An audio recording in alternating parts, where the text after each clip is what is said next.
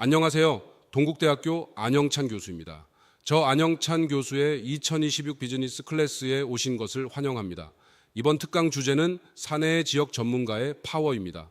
강의는 총 52강으로 구성될 예정입니다. 이번 강의에서는 사내가 오키나와의 생활을 깊이 이해해 지역 유통의 강자가 된 과정과 이를 AI와 지역 데이터 관점에서 확장하는 방법에 대해 살펴볼 예정입니다. 그럼 본격적으로 시작할 시간입니다. 이번 사례의 주인공은 오키나와 유통기업 사내입니다. 사내의 핵심 경쟁력은 특정 지역을 누구보다 깊이 이해하는 지역 전문성입니다.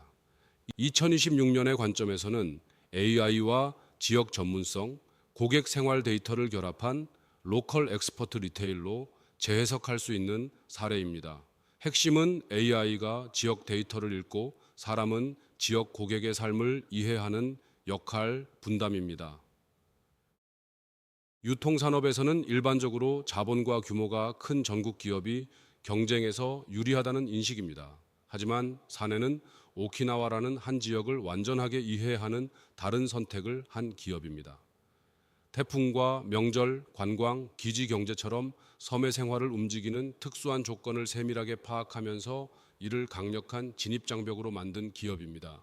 결국 지역 전문가가 규모의 경제와 어떻게 경쟁할 수 있는지를 보여주는 사례입니다. 사내는 1950년에 미야코지마에서 창업한 기업입니다. 2025년 2월기 기준 매출은 2,186억 엔이며 이익은 114억 엔으로 사상 최고 수준입니다.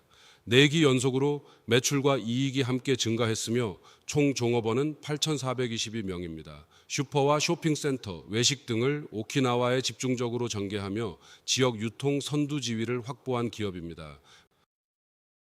오키나와는 본토와 다른 시장 조건을 가진 지역입니다. 높은 물류비 때문에 본토 대형 체인의 효율 모델이 그대로 적용되기 어렵고 태풍과 관광, 기지 경제에 따라 수요 변동도 큰 시장입니다. 주민 수요와 관광 수요가 동시에 존재하는 이중적인 소비 구조도 특징입니다. 사내는 이러한 조건을 약점으로 보지 않고 지역 전문성을 축적할 수 있는 원천으로 활용한 기업입니다. 사내의 경영 유전자는 섬의 생활을 통째로 이해한다는 원칙입니다. 본토에서 성공한 방식을 그대로 복사해서는 오키나와 고객을 제대로 만족시키기 어렵다는 문제의식입니다. 그래서 본토 확장보다 오키나와 안에서 전문성의 깊이를 높이는 길을 선택한 기업입니다. 지역 인재를 고용하고 지역 상품을 키우며 지역 사회에 기여하는 삼위일체 구조도 이러한 철학의 일부입니다. 지역 전문성이 실제 운영에 반영되는 대표적인 모습은 태풍이 오기 전에 매대가 먼저 움직이는 방식입니다. 태풍이 접근하면 물과 식품, 전지 같은 생활 필수품을 미리 준비하고 오키나와식 구정과 오봉의 수요도 정확하게 반영하는 구조입니다. 지역 메이커의 상품을 매대 중심에 배치하는 것도 중요한 특징입니다. 이러한 반복을 통해 사내에 가면 오키나와의 생활이 있다는 신뢰를 축적한 기업입니다. 운영 구조는 지역 정보를 수집하고 이를 현장 실행으로 연결해 성과를 만드는 방식입니다. 섬의 기후와 행사, 관광 수요, 주민 생활 정보가 입력되고 이를 바탕으로 지역 맞춤형 MD와 인재 채용, 도미넌트 출점을 실행하는 구조입니다. 그 결과 오키나와에서 높은 시장 지위와 4기 연속 최고 실적을 만들어낸 방식입니다. 지역 이해의 깊이를 지역 내 규모로 확장한 운영 모델입니다. 성과와 한계 역시 함께 존재하는 기업입니다. 2025년 2월기 매출은 2,186억 엔이며 114억 엔의 사상 최고 이익을 기록한 상황입니다. 반면 오키나와 자체의 시장 규모에는 성장의 한계가 있고 관광 경기와 물류비 변동에도 영향을 받는 구조입니다.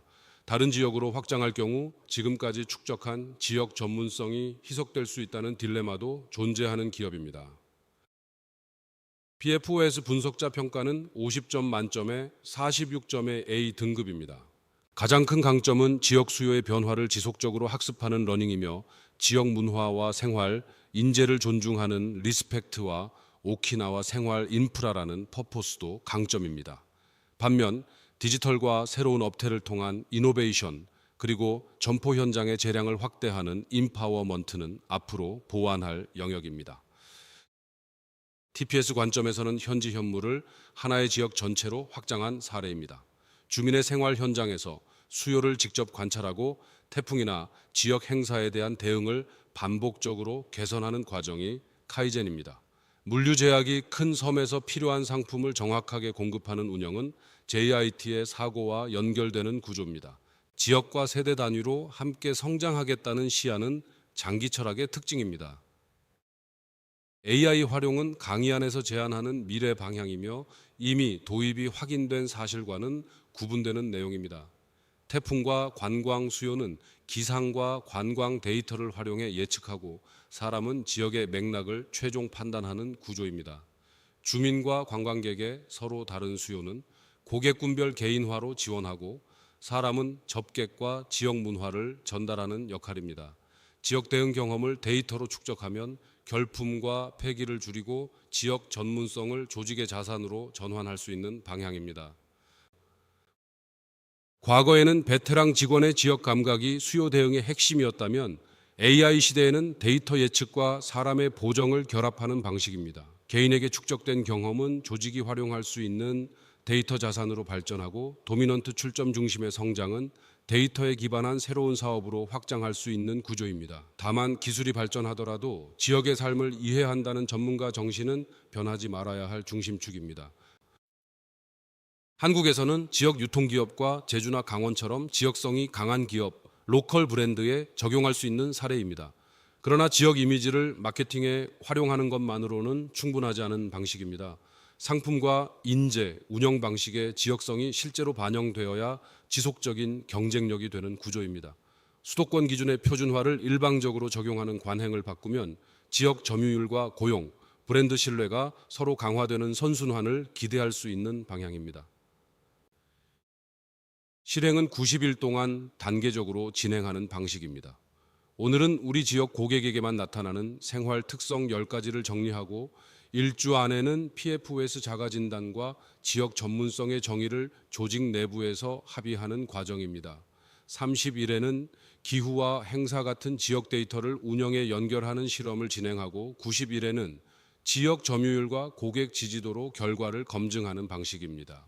지역 전문성이 어떻게 진입 장벽이 되는지, AI가 지역 감각을 대체하는지 보완하는지, 로컬 챔피언이 성장의 천장을 어떻게 넘어설지도 함께 고민할 질문입니다.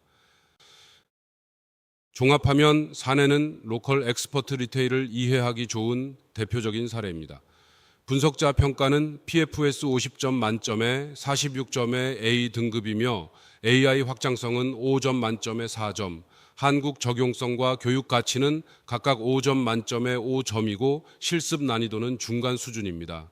결국 AI는 지역의 데이터를 기억하고 분석하며 예측하고 사람은 지역 고객의 삶에 대한 이해를 바탕으로 판단하고 책임지며 완성하는 역할입니다. 어떠셨나요? 강의 내용이 조금 흥미로우셨습니까? 아쉽지만 오늘 강의는 여기서 마무리하려고 합니다.